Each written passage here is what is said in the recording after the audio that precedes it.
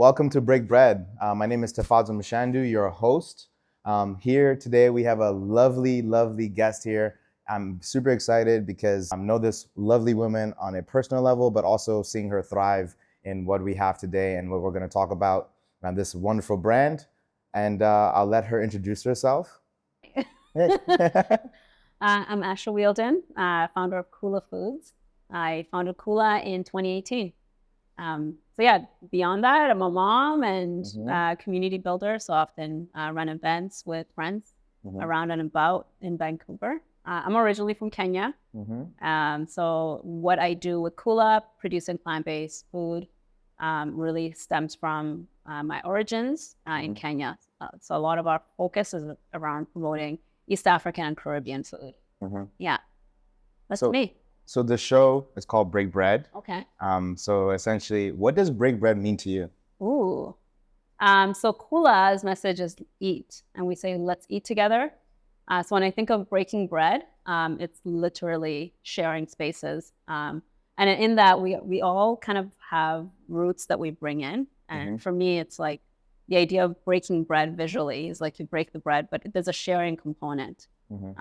So in most cultures, whether it's challah bread or, for us it's chapati, it doesn't necessarily break, but there's a component of like just breaking them into pieces and then sharing.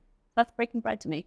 Oh, thank you. Thank you for sharing. Yeah. I wanted to know more of Kula, the origin story, what made you want to start it, and essentially what was the driving factor to like, hey, I'm going all in and starting this amazing brand?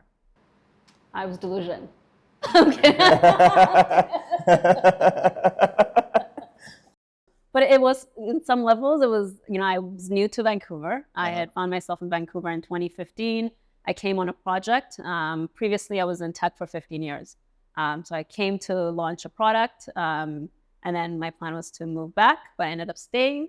And one of the things I noticed is like the first thing I asked is like, where are Black people? Where can I eat? Where can I find Caribbean food? Where can I find African food? I grew up in Toronto for 20 years. So like anyone that's been to Toronto is sort of like, I would say the mecca of diversity. You can find cultures, food with cultures. There's expansiveness on food from, the globe. And for me, I was accustomed to eating African and Caribbean food as like my 5 days a week. And then the 2 days I'll, try everything else. And so coming to Vancouver was quite a culture shock for me because I found, I remember I was like, my first experience I wanted a roti, right? And literally like was just looking at Google for hours. And I eventually found one in US, but that took a drive. So got there and it was kind of like, there was a bit of sadness that washed over. So for me, fast forward, 2018 came forward. I was a new mom and I had to start to consider what I'm going to do next. I've been at this for 15 years, love it. However, I felt the shift that I needed. And being a foodie, so the first thing I do is I would bring people into my home, and that's kind of like some of our hangouts. It's like, it does involve food. I had friends over, and it just happens to be some of my friends are in the food industry, so they influenced me into this crazy world. But really, it was that time where I needed to start to think about what I wanted to do. I wanted an alignment. I was also changing my diet, incorporating more, vegetables, and considering more plant-based food. But in that is consideration of like, there's gotta be a need for more diverse options. So during my first couple of months in mat leave, I decided to go to BCIT and did a bit of research. So one of the things I wanted to know is how many Black people live here, right? And unfortunately, data is not very accurate, but based on what I found, it's less than 1% at that period. And then I started to like really dive into where are folks going for ingredients, where are people also getting plant-based options, and what is that trend? And the data started to look good. It was kind of that time when more and more brands were coming forward with plant-based options. And so, 2018, it was June, launched a farmer's market, Riley Park. And it was really just a testing ground for us. At first was just like, let's see what happens, because I've never been in the food industry, right? Like, just think about, have you been in a commercial kitchen? I've seen on TV. No, I've never been one fully, but no. Yeah. So first day in a commercial kitchen was like this massive, you know, all these large equipments, and I had to figure out how to turn like the stove on, you know, in basics. But it's a new world. But I think one of the things I learned from farmers markets those first 2 years is just everyone got excited about something new.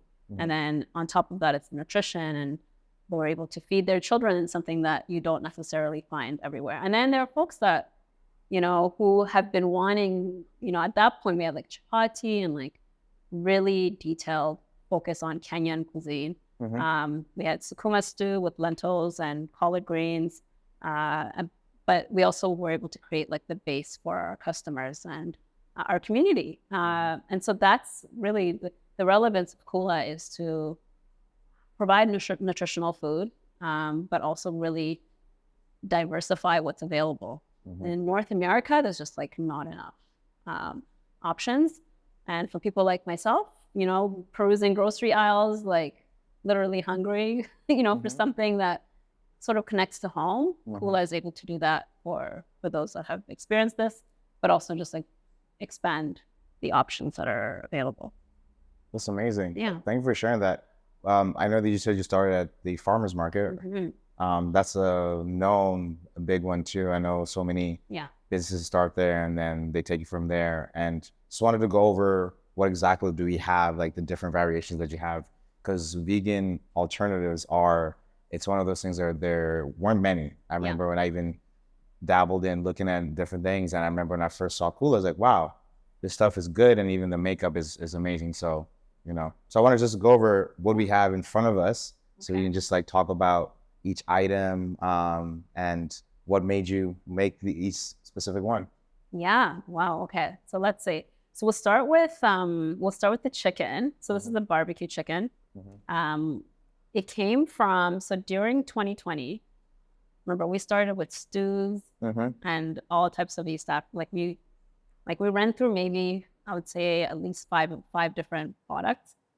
So fast forward 2020, at that point we're also offering catering services. And then I had this like vision I wanted ribs. So I started like scouring through places that I would go to, literally walk through Sunrise, and found an ingredient that would help there. So I started testing out with like chicken and ribs. The ribs, rest in peace, did not make it. But the chicken did. And in that, I also needed a sauce. So I needed like barbecue flavor. So we started to use brands like Stubbs, like different ingredients, different barbecue sauces that I loved. And then I realized how much sugar was in there. So we needed to kind of R&D the idea of a no added sugar, no sugar added sauce. And that's how we came to our two barbecue sauces. So the red pepper and the Scotch bonnet. So these three are kind of one formulation. The good stuff. The good stuff. Yeah, and carry that in my refrigerator. Yeah, stocked up. Like, I think, you know, sugar content of 35%. And so the four products, and Pili Pili was around. So Pili Pili is actually the original product that we've had from the beginning, and it stayed. And this is kind of paying homage to Kenya. Like, if you're gonna eat a meal, there's a pepper sauce. So this is my version of the Pili Pili hot sauce. And then the newest additions, I would say, is the goat curry, the greatest of all time, and the ginger beef. Literally. The goat. There's a good story with the goat and the ginger beef. Ginger beef. This is forever. Yeah. But the goat loves Serena Williams, and so she's the greatest of all time, right? She was the greatest of all time athlete, and the name came forward as that because there's obviously no goat in here. Yeah. So this is my favorite. And when when you think of like plant-based, it's not plant-based, meat options that's heavily like Caribbean and African food, we always have like components of goat potentially in there. And so I really like dive into the spices that we combine, kind of infusing more Caribbean and I would say East African flavors in. Mm-hmm. And again, back to the roti story, like Mm-hmm. the goat roti would be like the thing that I'd want, right? Yeah. Curry goat. Curry, don't roast me. Curry goat. Curry goat is that's what I would go for. So this is really that opportunity to have like that texture that reminds, folks of like a goat. Mm-hmm. And then the ginger beef was just every day, like, someone who doesn't necessarily need high level of spices. We wanted an option for that as well. Yeah. But yeah, this is something that anyone can pop in pastas and pasta dish, tacos, pizza. Mm-hmm. It's very versatile. We also started with soy initially, and it was just fine. But I think over time, there were so many like plant-based ingredients that are available, and specifically in Canada. So the products also evolved into pea. So we use pea protein as our base and mushrooms. So over the last 3 years, I would say we've like reformulated, and our goal is keep it simple. The more complicated food is, like if I'm looking at the back of this and I have no idea what I'm eating, I'm definitely not picking it up. That's right? the same rules I follow. Yeah. I try, if I can't pronounce 3 to 4 words behind the back, I'm not eating it. You've lost me, right? Yeah, you lost me. Yeah. Because now I'm gonna have to like Google, and then I have to consider the process. So we try to keep the ingredients very simple, make it accessible, make plant-based accessible, but make it delicious so that we want to actually enjoy. Like I think wellness can be enjoyed. It doesn't necessarily have to be bland. That is true. Right. So that's what the story of these products are. Because like in a consumer package brand like ourselves, one of the first questions people ask is like, why do you have multiple different product sets? And it's like they all kind of you always need a sauce, you'll need a protein. But what I'm finding is we're not really focused around like that nutritional value necessarily. More brands are doing that, but it's like just being able to get more and more options. That's true. Yeah. It's amazing. It's the mission and the goal, and even to where you are right now. Where can we find these products? Well, first is kulafoods.ca. We try to share as much information there. We list all the stores. Whole Foods, if you're in Canada right now. And then we've got a few of our partners like Vegan Supply, IGA, Fresh Street Market, and it should be released by now before Tino's in Ontario. Okay. Yeah. Yeah. So you're growing, and it's happening. And you're moving. It's happening. It's happening. It's not easy. Yeah. It's not easy, but it's it's slowly we've been able to kind of move forward. But yeah, local grocers, independent natural foods is where we typically live. That's amazing, especially like local brand, growing, and also just tapping into different markets, but also supporting the Caribbean and African communities of having alternatives. If when it comes to like nutritional or just changing up to vegan alternatives. Now that you've been going through this journey and you're still going through it, what's a piece of advice, or what did you tell yourself if you could go back to when you first started? Don't do it. Don't do it? No. Yeah. No, it's I think take the time. There's we have a tendency to like, even right now I'm up against like rushing to complete a bunch of projects. Is take the time to develop and like learn. Brand development. So brand is developed. You do not create a brand from the beginning. The brand is developed and it's over time. So that action can be based on like what you put out, the people behind it, the people who support it, the stories you tell. Those are things that are developed. So it taking years to develop a brand, and oftentimes you may not have that answer at the beginning. So I was really heavily focused at the beginning around like, what is a brand? I spent so much time coming up with the idea of what the brand is, but over time, I think right now I'm really seeing what that vision, like have a vision, but know that you're gonna have to develop your brand. Amazing. It's amazing. Yeah. And then when you're not working on the brand and keep building this wonderful empire, What's one thing you do for yourself to reset from a health and wellness perspective? Yeah. From a health and wellness perspective, I am a person who packs my schedule. So I do love disconnecting, like just to fully disconnect out of everything. And then the reconnection would be, being more active, and for me, movement is critical. My first love is dance, so I'm definitely like getting more time, finding those pockets, whether it's like in the morning or finding a class, a local class to join, and just move. So what type of dance? Everything.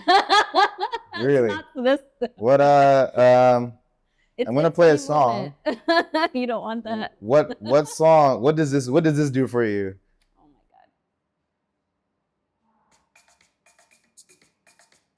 god. We're just gonna move the shoulder. Hey, hey, hey, hey, hey, hey, hey, hey, hey, hey. That's ancestral connection right there. I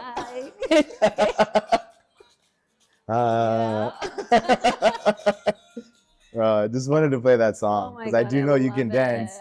I do know you can dance, and I really appreciate that. And I know that this brand has been, I remember seeing it from the beginning to everything that you've done, and even want to touch on even like the events that you've done around the brand, and like cool the way you've done like to be able to connect with the community. Yeah, I mean, I think it's collaborations. You've come to chop it up. We had, classes where not just classes, it's more like an event where we had our community were involved in food, whether they're chefs or, food brands. And they literally would showcase their recipes that, again, is rooted into, their ancestry, but also just like being able to bring people together.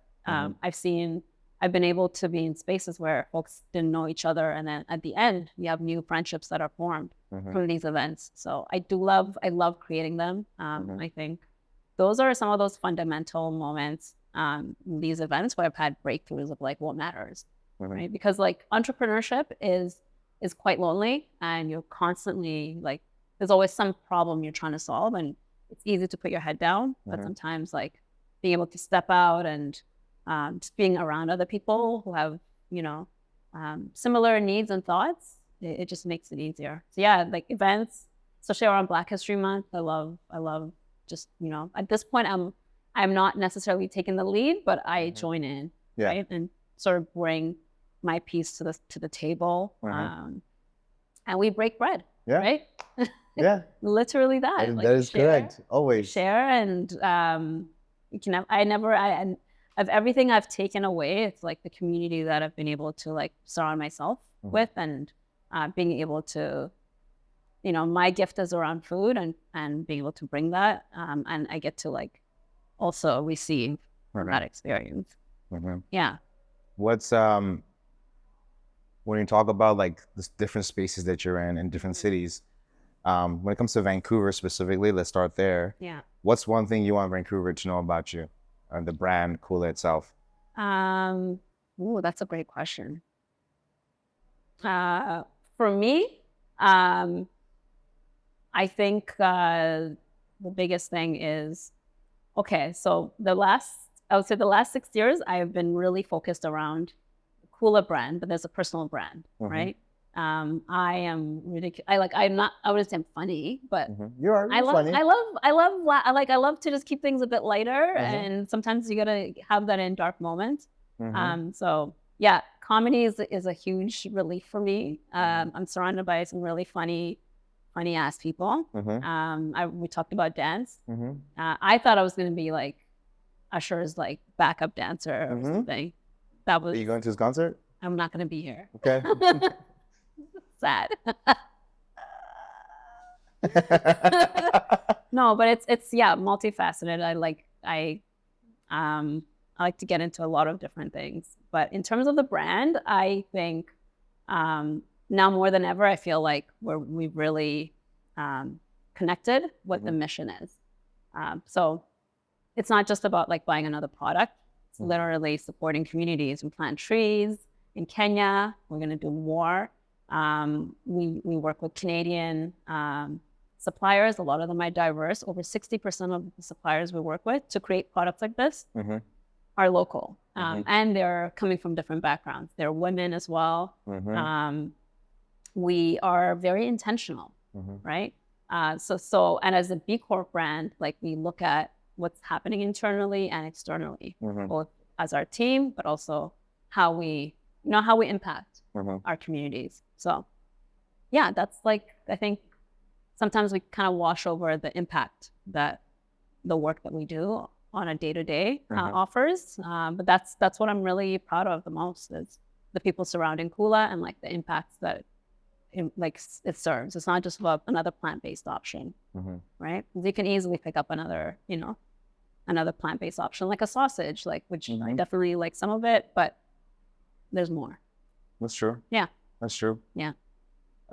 For break bread aspect, right now, if you're to make a meal, what is it? If I was to make a meal right now, I would make chapati, and I'd pop this. I'd add some vegetables into the goat to make curry goat. What type of vegetables? Potatoes, some peas. I would add, mostly that, carrots, maybe some bell peppers in there. It's already seasoned, so add some water. Little, fairy dust. We got chapati. That's the main bread. And what about what you grow? Oh yes. Okay. Yes, So yes. Okay. I know. Well, we got collard greens in the garden, so like usually some green on the side. There's going to be some sukuma wiki. So it's just sautéed collard greens. I keep it very simple. It's, got some herbs, some spices in there. It's maybe some tomatoes, and you've got a full rounded. And maybe if there's dessert, then maybe there's mandazi. Fried donuts. Yeah. That's a balance. That's amazing. Yeah. Sounds amazing. Yeah. We've broken bread multiple times. Yeah. You've made multiple meals for me. I'm always super grateful. Always connects me to being back home. And it's just a beautiful thing to be able to be away. Yeah. I'm Zimbabwean, Kenyan, being able to still share meals and break bread no matter where we come from in Africa. Absolutely. And also even adding the Caribbean aspect to it too, to me it's like super, super beneficial, and it's needed from a day to day. For sure. Like it's, oh my God, I had a thought around, what does Vancouver need? Can I just be like, frank? I don't know if this will make it.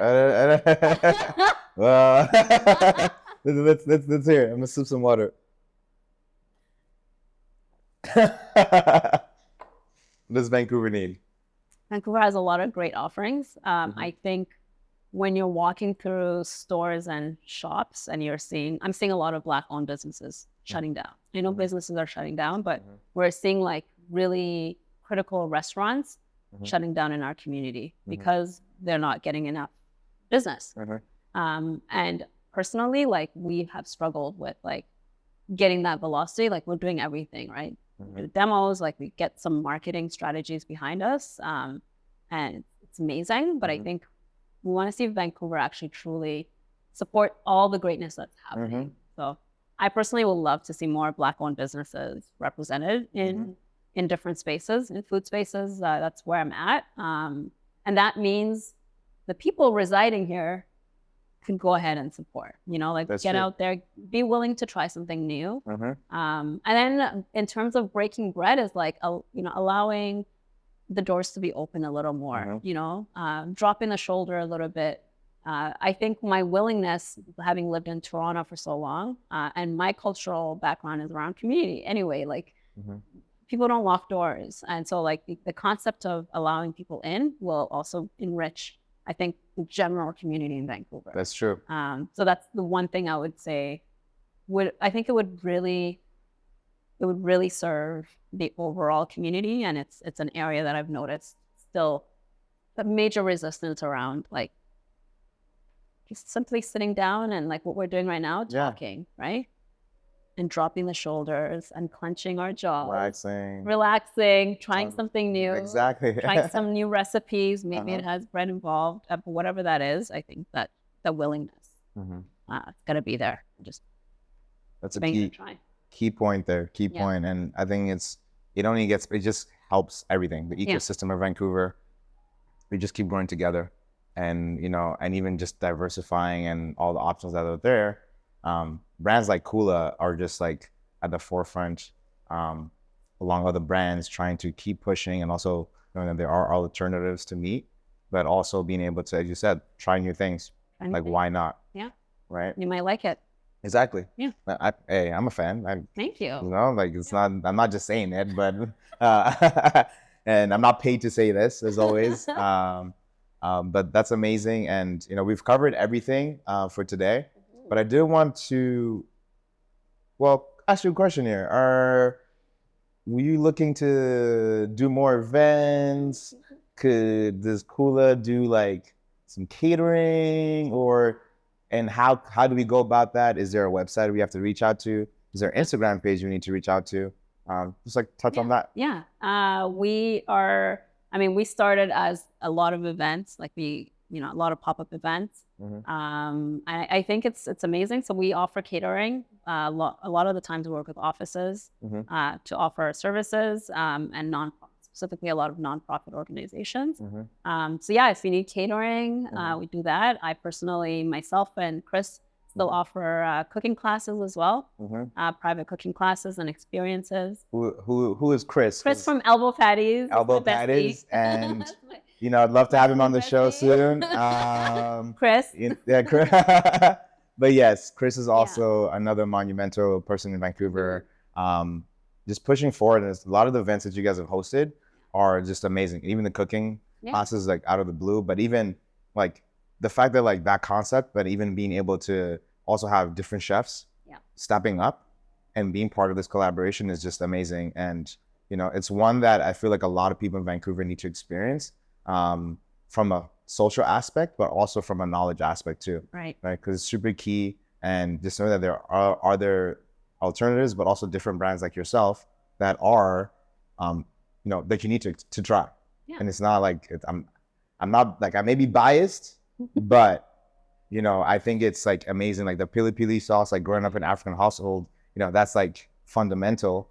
But then when I tried your barbecue sauce, I'm a big barbecue sauce person. Okay. I tried the different ones. I'm like, no way. Wow. No, like even yesterday, I was literally, for breakfast, I made some food, and I literally had some of the pili pili, and I was like, man, and I'm gonna shoot tomorrow and see Asha. Yeah. Right? So that's what I think. Again, it's the openness allows you to like seek and see what's available. But yeah, I love the events. Definitely, I would say next year we'll be getting back into that more. We've actually like kind of full circle back to the farmers markets as well, and local events, just to keep the conversations going and actually stay connected. Because when you're on the shelf, right, you're not getting to see and connect with people often. That is true. So that's why these events are also amazing. And like if I can help someone figure out how to enjoy cooking, that I already I've achieved my goals. So yeah, if someone needs help with cooking, I can offer classes as well, and experiences. So that's also on offer. All on our website, kulafoods.ca, and then on Instagram we tell stories there. So that's where you kind of dive deeper, learn about Kula, learn about the people behind it, see our day-to-day, what we're doing, what we're up to. And what's the Instagram page called? Kula Foods. Kula Foods. Yeah. Kula Foods everywhere. There we go. Well, just want to thank you. Thank you for your time. Thank you for this wonderful conversation, and even thank you for dancing. I know it was out of the blue. I took my phone out, but I think it just. I remember when I was planning for this episode, I was like, I can't wait. And also just being able to have you on as a guest. Like I'm a big fan, and I can't wait for what's to come. Yeah, I appreciate it. Thank you for having me here. Look at us. Look at us. And it's like on a Thursday in the day, taking a moment. So I really appreciate the time. Thank you. Yeah. And here's the end of the episode, guys. Just wanted to say thank you for tuning in. As always, there's always a giveaway, but this is how the giveaway works. You need to follow Kula Foods. You need to follow Break Bread, the show, on Instagram. And then make sure you subscribe to the YouTube page. And then all details for the giveaway will be on the Instagram, and there'll be a time period there. So I'm not going to tell you what it is because you just have to tune in and watch the full episode for you to even know that there's a giveaway. But thank you again. My name is Taf. I'm Asha. And another episode of Break Bread. I'll catch you guys at the next one.